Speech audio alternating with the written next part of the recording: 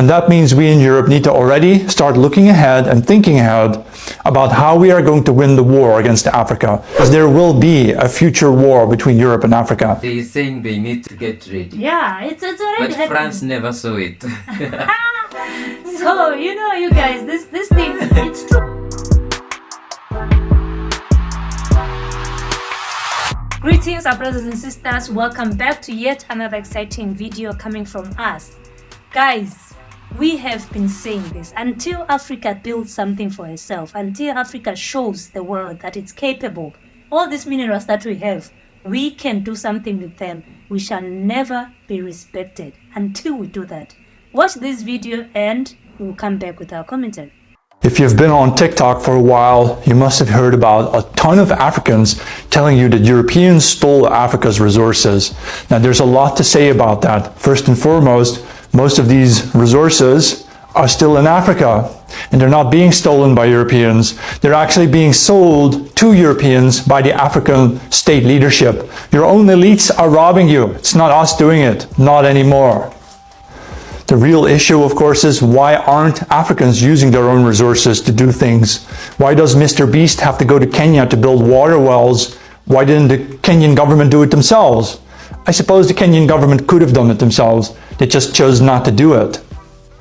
Nigeria is now a country of almost 220 million people, the largest country in Africa.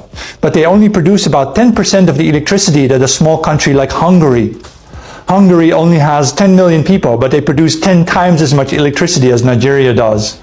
I mean, I know you want to have your Wakanda, right? But do you expect white people to give it to you? No, you're supposed to build it yourself.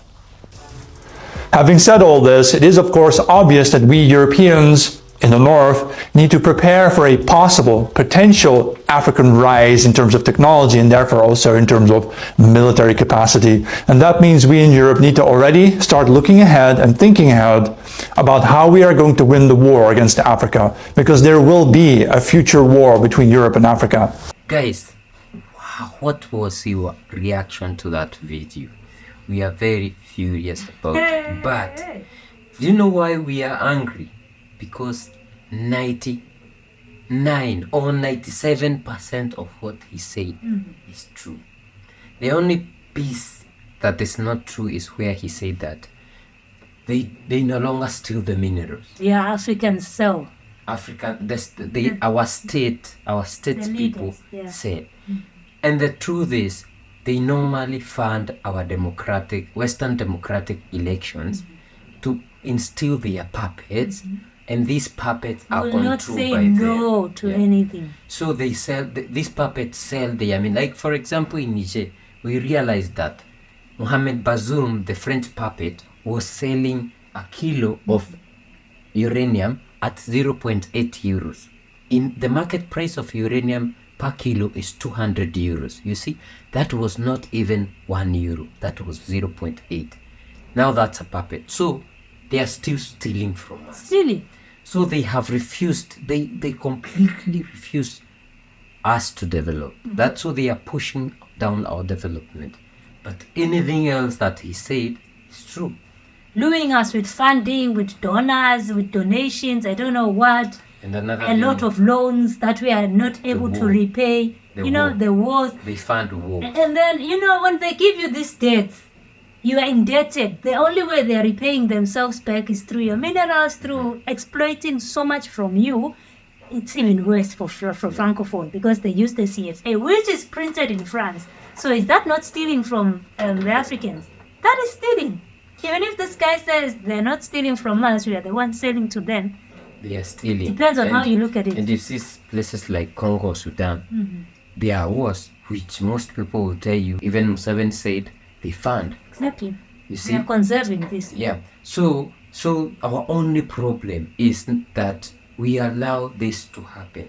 But imagine we can do, because Niger, after they took from Mohamed Bazoum, and now it's a military junta, it became the fastest. Growing a fourth. Yeah, it's predicted to be the fastest growing economy in Africa and fourth globally. In the world. Just that.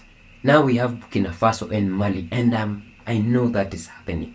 When they ousted French military and the MONUSCO, Mali, the UN military, they were able to take over the terrorist headquarters of Kidal. You see? So Africa is able to do it. And the only thing we can do it is if we build our own things, we use our own minerals, and we support each other. Even if you are from South Africa, support a person from Nigeria. Unity. Support a person from Kenya. Support a person from, Sudan. Yeah. Unity, unite. But this can only be led by our leaders.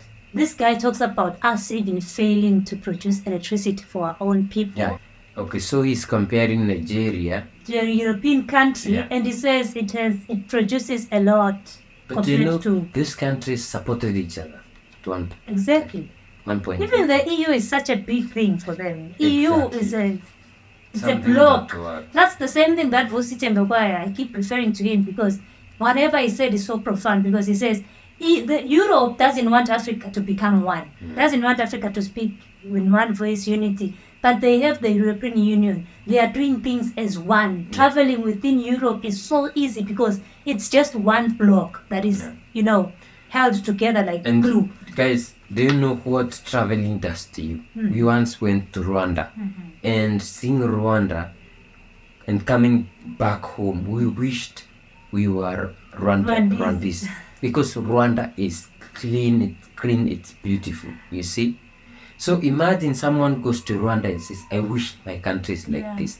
But my presidency is not working. So you have to vote him out or oust him so that you can get someone to do that. Exactly, because you have seen something better Yeah. elsewhere, and it's possible in Africa. Yeah. Then you could go to Liberia and you find that they are mining iron ore. And after mining, they are processing it to steel. But in your country, you sell iron ore. So when you go It's raw back material. home, you say, no, we are not going to sell the raw material. Let us borrow from Liberia. So that is what they don't want us to do. And that is why Vusi says maybe they are hiding something. Yeah, so that if you go there, you will see something, you will come together, you will build something big. Exactly. And Africa will, because this guy says in the future, which I'm saying it's already happening, there'll be war will be between war Europe and and Africa. But I'm already seeing it when you look at Francophone countries, your Mali, your Niger, there's That is already, war between that's war between Africa and France Europe. and And he is saying they need to get ready. yeah, it's already But happening. France never saw it. So, you guys, this thing, it's true what he's saying, but it's very unfortunate that Africans are still sleeping. What do we need to do to wake up all our brothers and sisters so that we speak in one voice, we achieve one goal for our continent? One thing is what we are doing with YouTube, but if we continue watching the mainstream media is on rebellion. That is one. If our schools, whatever Islam there is, we are being programmed, not being educated. Oh, man. Yeah. So guys, let us know what you think in the comment section, and please let us know if you are getting ready for the Africa-European war.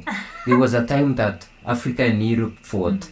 That was in Egypt. Egypt fought with France and the UK, and that was the Suez over the Suez Canal, because the president of Egypt then, Gamal Abdel Nasser, nationalized the Suez Canal, pushing out the British, and that almost led to a war. And actually, Egypt won. So France is winning, Mali. Not France. Niger is winning, Mali is winning, Burkina Faso is winning, I don't know about Gabon. Tanzania is winning, So, and we're hoping that next year South Africa will win. So guys, don't forget to subscribe. We see you in the next one. Bye.